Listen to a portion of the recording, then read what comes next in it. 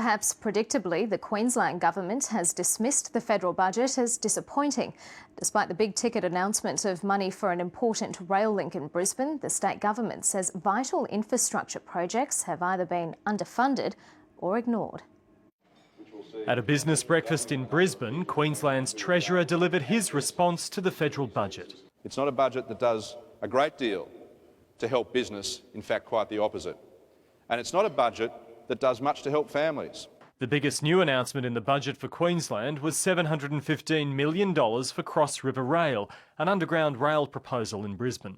But the state says that includes hundreds of millions of dollars from GST funding. It couldn't, in fact, be the case that the Queensland Government will end up wearing 75% of the cost of that project, not 50% of the cost of that project. Labor says that's no excuse not to act immediately. They either roll up their sleeves and get on with the job of building Cross River Rail, or they sit around complaining. The Health Minister says Queensland loses $120 million from health funding into the future.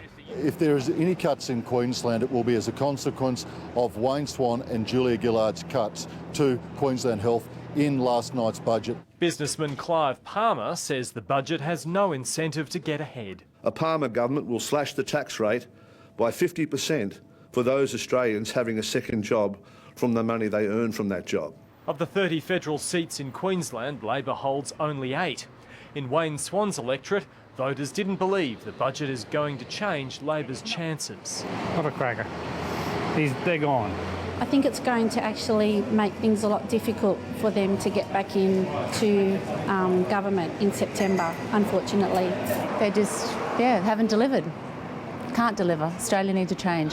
I think Labor will get voted out, and just because track record, what's happened so far. Their predictions will be tested in September.